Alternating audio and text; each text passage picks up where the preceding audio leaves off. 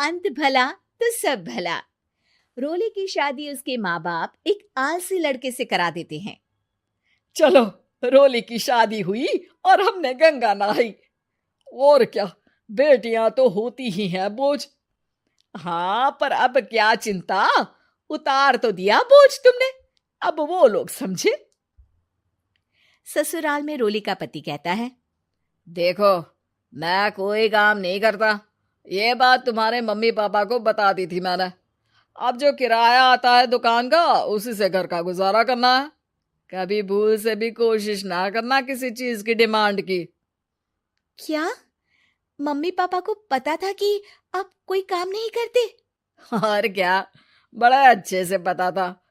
उन लोगों को तो तुम बोझ लगती थी, बोल रहे थे कि बस शादी कर लो और कोई मतलब नहीं है। रोली को यह सुनकर बहुत गुस्सा आता है, लेकिन करती भी तो क्या, क्योंकि वो जानती थी कि उसके माता पिता ऐसे ही हैं।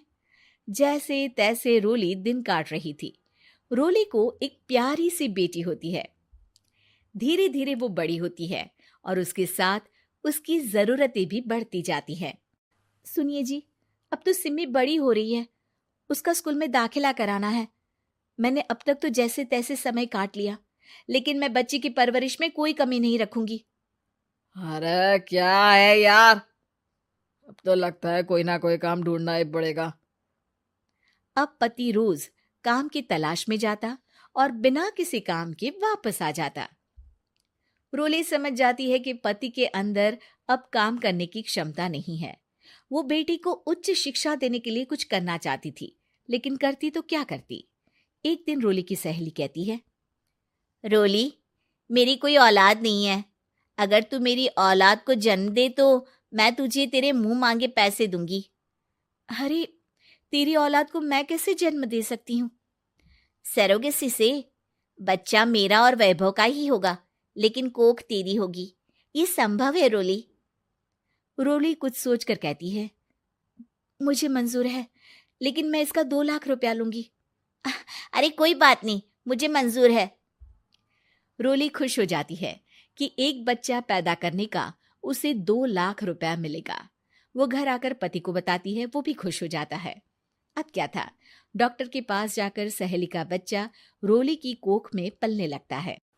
मुझे 20,000 चाहिए मेरे बेटी के एडमिशन के लिए।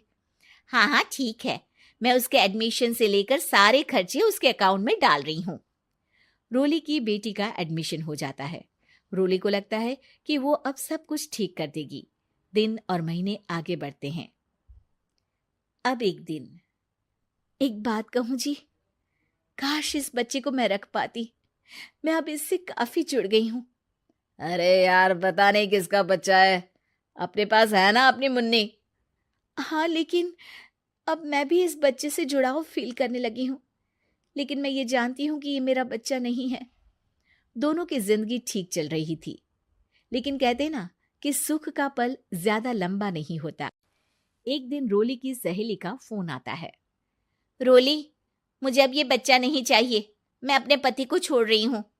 अरे लेकिन मुझे पैसों की जरूरत है, बच्चा तुम्हारा है, मैं क्या करूंगी? सहेली बिना कुछ बोले फोन काट देती है, फोन स्विच ऑफ कर देती है। लेकिन रोली के जीवन का तूफान यहीं नहीं रुकता। रोली, मैं इतना भार नहीं उठा सकता।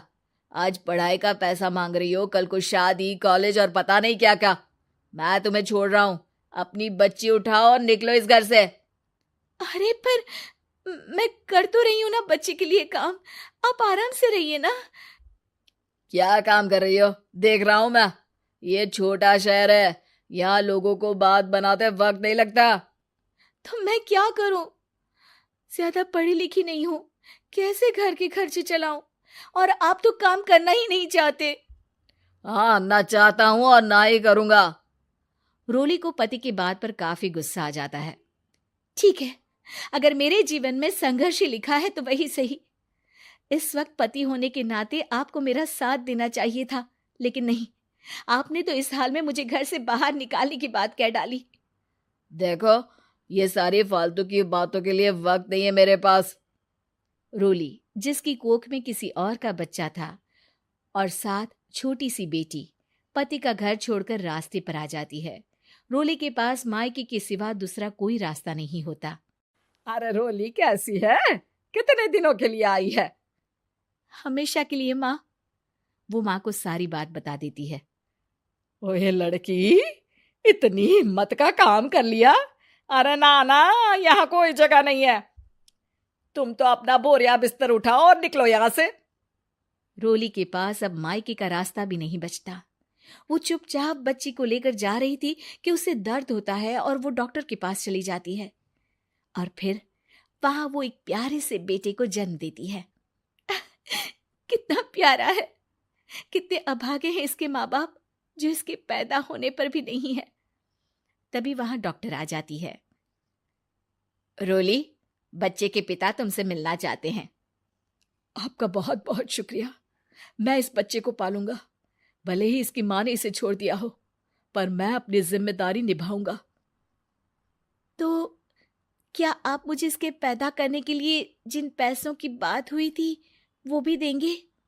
हाँ, और साथ ही आप चाहें तो मेरे घर में रहकर मेरे बच्चे की देखभाल भी कर सकती हैं। मैं उसके लिए आपको सैलरी दे दिया करूंगा। रोली को लगता है कि जैसे भगवान ने उसके लिए सुकून का रास्ता खोल दिया। वो अब मुकेश के साथ उसके घर चली जाती है, जहां रहकर वो उस बच्चे की देखरेख करती है। अब मुकेश के घर को रोली अच्छे से संभाल लेती है। उसके लिए खाना बनाने से लेकर बच्चों की देखभाल और घर की देखरेख। धीरे धीरे मुकेश को रोली से प्यार हो जाता है। रोली, तुम्हारी बेटी और मेरा बेटा बिल्कुल भाई बहन की तरह साथ रहते हैं। हाँ, आखिर है तो एक ही कोख के बच्चे, अटैचमेंट तो होगा ही ना। रोली, तुमने घर और मुझे दोनों को संभाल लिया। ये तो मेरा काम है। आपने भी तो मुझे छत दी जिससे मैं अपनी बेटी की पढ़ाई और भविष्य के लिए पैसे जोड़ सकूं। अब रोली, क्या तुम मुझसे शादी करोगी? अब मैं जानता हूं तुम्हारी भी शादी कुछ खास अच्छी नहीं रही। रोली को मुकेश की बात ठीक लगती है। वो उसे हाँ बोलने की सोच ही रही होती है कि उसके पहले पति का फोन आ जाता है। रोली, मैं बहुत परेशान हूँ। मेरा एक्सीडेंट हो गया है। मैं चाहता हूँ तुम वापस आ जाओ। रोली को पुराने पति की चिंता होने लगती है। वो सोचती है कि वो क्या कर रही थी। हाँ हाँ ठीक है, मैं आ रही हूँ। हाँ रोली, आ जाओ, लेकिन बच्ची को कहीं हॉस्टल में छोड़कर आना, क्योंकि मैं नहीं चाहता कि हम लोगों के बीच फिर से वो सारी बातें हो। रोली को समझ आ जाता है कि पति आज भी सुधरा नहीं है। वो पति के पास जाने से इनकार कर मुकेश को हाँ कर देती है।